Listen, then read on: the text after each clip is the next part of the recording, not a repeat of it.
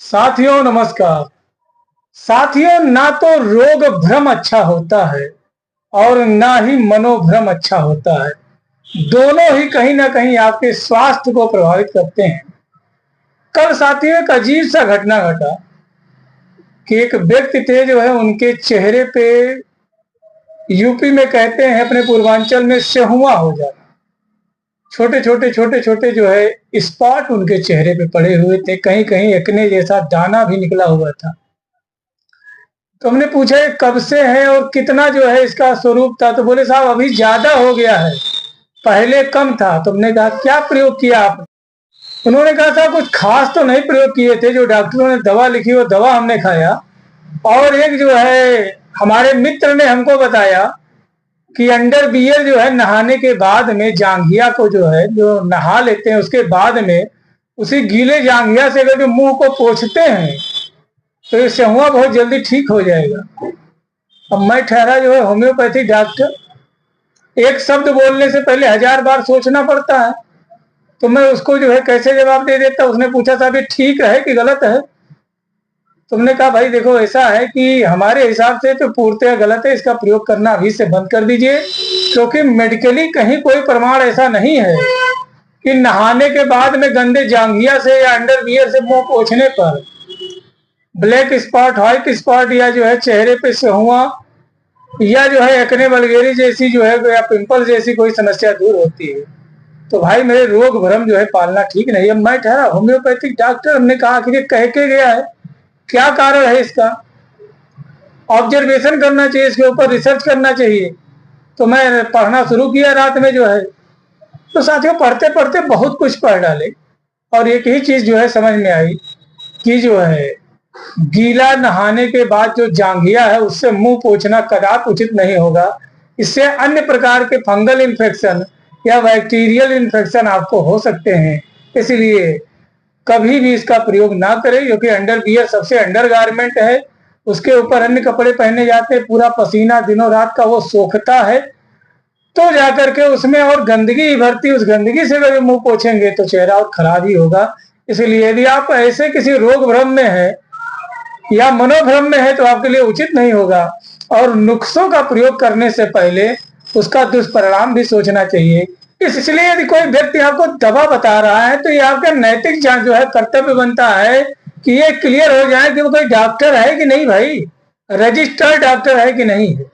यदि कोई नुस्खा बता रहा है तो क्या वह वैध है कि नहीं है। अब आज के डेट में जो है एक बार जो है सवेरे टीवी खोलिए तो एक साथ में 4 लाख लोग नुस्खे बता रहे हैं, 4 लोग दवा बता रहे हैं, हर आदमी कुछ ना कुछ बता रहा है।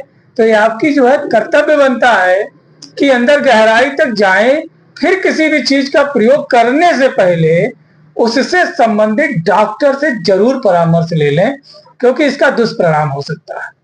साथियों कल हम लोग बात कर रहे थे ईर्ष्यालु प्रवृत्ति की जो है समस्या का, तो उसमें हमने महिलाओं से संबंधित समस्या का दवा बता दिया था। आज जो है पुरुषों से संबंधित ईर्ष्यालु प्रवृत्ति की दवा का जो है हम लोग जिक्र करेंगे। तो दवा को बताने से पहले आपसे करबद्ध निवेदन है कि यह वीडियो जानकारी मात्र हेतु है। दवा का प्रयोग अपने किसी नजदीकी रजिस्टर्ड होम्योपैथिक चिकित्सक के परामर्श और दिशा निर्देश में ही करें। वीडियो पूर्णतः जानकारी मात्र हेतु है, अध्ययन और शिक्षण मात्र हेतु है। साथ ही एक बार की बात है कि एक गांव था और गांव में पहले पानी पीने का एक ही साधन था जिसको पूरा गांव पीता था, वह है कुआं। उस कुएं के पानी से रस्से से खींचा जाता था और जो है जगत पे बैठ करके आदमी पानी का आनंद लेता था। और उस समय जो है ना तो कोई आरओ था ना कोई फिल्टर था, लेकिन फिर भी लोग जो है उसको कुएं के पानी को पी करके बड़े बड़े जंग, बड़ी बड़ी लड़ाइयां लड़ते थे और दिन भर जो है किसानी करते थे और अच्छे से खेती में जो है फसल को उगाते थे, स्वस्थ थे, तंदुरुस्त थे, मस्त थे। और आज का भी जो है दौर हम लोग देख ही रहे हैं। साथियों मेरा कहीं कहने से ये अभिप्राय ये नहीं है कि आप फिर से कुएं का पानी पीना शुरू कर दें, लेकिन कहने का अभिप्राय यह है कि उस पानी को पिए जिसमें पोषकता हो, जिससे आपको ऊर्जा प्राप्त हो। साथियों जो है घर की बात है कि कुआं था एक गांव में और उसमें एक जानवर आकर के गिर करके मर गया और मरने के बाद में कुएं से बड़ा दुर्गंध आने लगी, बड़ी बदबू, बड़ी तीक्ष्ण बदबू आ रही थी। अब हर गांव में जो है कुछ ना कुछ बुद्धिजीवी होते हैं, सलाहकार होते हैं, विशेष सलाहकार होते हैं, प्रमुख होते हैं। तो उन्होंने जो है, उनके पास है ही क्या, एक दतवन तूड़ा, उसके बाद में पूरा गांव घूम करके जो है राय पे राय, कहाँ झगड़ा है, कहाँ मछली मारा जा रहा है, कहाँ पे क्या हो रहा है, किसके पेड़ के नीचे आम गिरा है, कहाँ पे लड़ाई है, कहाँ झगड़ा है, यही उनके मनोरंजन का साधन होता है। अब ये लोग राय देने पहुंचे जो है, बोले ऐसा है कि देखो ऐसा कुआं दुर्गंध नहीं जा रही है, तो एक काम करो, जो है किसी ब्राह्मण को बुलाओ, भाई पूजा पाठ कराओ, दान दक्षिणा करो, इसमें जो है शुद्धि कराओ, जो है कुआं से गंदगी दूर हो जाएगा। लिहाजा ब्राह्मण को बुलाया गया, पूजा पाठ हुआ, दान दक्षिणा हुआ, कुएं की शुद्धि हुई, उसमें जो है जल में जो है फूल वगैरह फेंका गया, लेकिन फिर भी जो है बदबू नहीं आ रही थी। उसके बाद में कुशल और योग्य व्यक्ति को बुलाया गया। बोले महाराज ऐसा है, पूजा पाठ करा दिया, दान दक्षिणा कर दिया, उसमें जो है शुद्धि भी करा दी, लेकिन जो है बदबू जो है नहीं जा रही है। वो कुएं के पास में गए और टार्च था, टार्च, उसको जलाया, देखा कुएं को, तो उन्होंने बताया कि देखो ऐसा है, इस कुएं से जो है बदबू आने का कारण है, इसमें कोई जानवर गिर करके मर गया है, इस जानवर को निकाल दीजिए, बदबू स्वयं चली जाएगी, अपने आप चली जाएगी। यही होता है साथियों, जो है घृणा भाव, ईर्षा भाव, द्वेष भाव, ठीक इसी तरीके से होता है। एक काम होता है कि इंसान करता है और उसका वर्चस्व मिलता है, उसका यश मिलता है, उसका कीर्ति मिलता है। एक काम वो होता है जिसे इंसान जो है करता तो है, या संकोच बस, मजबूरी बस, अगला आपका जवाब नहीं दे पाता है, और आप जो है अत्याचार पे अत्याचार करते रहते हैं। अब कुछ ऐसे भी पुरुष हैं जो कि बड़े रुतबेदार थे, किसी समय में बड़ा पहलवान थे, तो मार करके पूरे जो है कमजोर आदमियों को पस्त कर दिया। कभी डाकू थे तो बड़े ही जो है निर्दोष लोगों को सताया, लूटा, चोरी किया, मारा, काटा। या किसी ऐसे पद पे थे कि अपने से छोटे को सस्पेंड करा दिया, नौकरी से निलंबित करा दिया। या कोई ऐसे परिवार के सदस्य थे, कितना पावर था कि किसी को जायदाद से, धन से बेदखल कर दिया, या किसी को प्रताड़ित कर दिया, अपमानित कर दिया, मानसिक तौर पे दुखी कर दिया। ऐसे पुरुषों के लिए अगर जो देखा जाए तो होम्योपैथ में बड़ी ही खूबसूरत सी दवा है। बहुत से ऐसे लोग हैं साथियों, जो अचानक से कोई धन संपदा पा करके, किसी का धन हड़प करके, या किसी का चोरी करके, या किसी का जो है छीन करके, या किसी को अपमानित करके वो धनाढ्य हो गए।